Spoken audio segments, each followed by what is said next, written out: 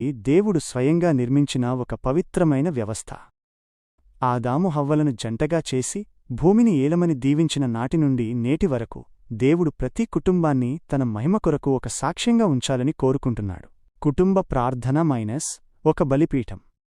పూర్వకాలంలో భక్తులు ఎక్కడికి వెళ్ళినా మొదట దేవుని కోసం ఒక బలిపీఠం కట్టేవారు. అబ్రాహాము, ఇస్సాకు, యాకోబుల జీవితాలను గమనిస్తే వారు గుడారము వేసుకున్న ప్రతి చోట ప్రార్థనను ప్రాముఖ్యంగా ఎంచారు. నేడు మన ఇల్లు కేవలం ఇటుకలతో కట్టిన గోడల మధ్య నివాసం మాత్రమే కాదు, అది దేవుని సన్నిధి నివసించే దేవాలయంగా మారాలి. ఉదయ సాయంకాలములలో కుటుంబమంతా కలిసి దేవుని సన్నిధిలో కూర్చున్నప్పుడు అది పరలోకానికి ఒక ద్వారముగా మారుతుంది.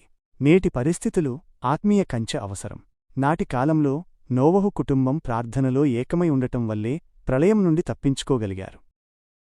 నేడు మనం జీవిస్తున్న కాలం అంతకంటే భయంకరమైనది. లోకపు పోకడలు, చెడు అలవాట్లు, ఆత్మీయత లేని విద్యా విధానాలు మన పిల్లలను ఆత్మీయంగా నాశనం చేస్తున్నాయి.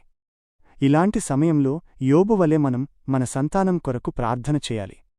యోబు తన పిల్లల కొరకు అనుదినము దహనబలి అర్పించేవాడు. అందుకే దేవుడు అతని ఇంటి చుట్టూ, ఆస్తి చుట్టూ ఒక ఆత్మీయ కంచె వేసి కాపాడాడు. మీ కుటుంబానికి దేవుని రక్షణ కంచె కావాలంటే మీ ఇంట్లో ప్రార్థన జ్వాల ఆరిపోకూడదు. ప్రార్థన లేని ఇల్లు, దీపం లేని గృహం. నారుమడికి నీరెంత అవసరమో, మానవ ప్రాణానికి గాలి ఎంత అవసరమో, కుటుంబానికి ప్రార్థన అంత అవసరం. ప్రార్థన లేని కుటుంబం చీకటిలో ఉన్న గృహం వంటిది.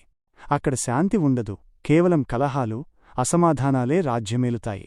కాని కొర్నేలివలే భక్తిగల కుటుంబంగా మనం మారినప్పుడు దేవుని దూతలు మన ఇంట్లో సంచరిస్తారు. తల్లిదండ్రుల బాధ్యత. ఒక కుటుంబం వర్ధిల్లాలంటే మొదట తల్లిదండ్రులు దైవభీతి కలిగిన వారై ఉండాలి.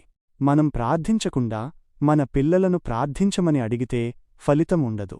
తిమోతికి తన తల్లి ద్వారా, అమ్మమ్మ ద్వారా వచ్చిన విశ్వాసం వలె మన పిల్లలకు మనమే ఆత్మీయ గురువులుగా మారాలి.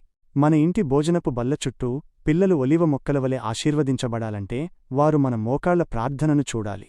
ముగింపు. మన నిర్ణయం. ప్రియ స్నేహితులారా, జేమ్స్ హామిల్టన్ అన్నట్లు మన కుటుంబం పరలోకానికి సమీపంగా ఉండాలి. రాత్రి మొదటి జామున లేచి మీ పిల్లల ప్రాణం కొరకు దేవుని సన్నిధిలో కన్నీరు కార్చండి. అప్పుడు మీ సంతానం భూమిమీద బలవంతులవుతారు. ఆనాడు జక్కయ్య ఇంటికి, చెరసాల నాయకుడి ఇంటికి వచ్చిన రక్షణ నేడు మీ ఇంటికి రావాలని దేవుడు కోరుకుంటున్నాడు.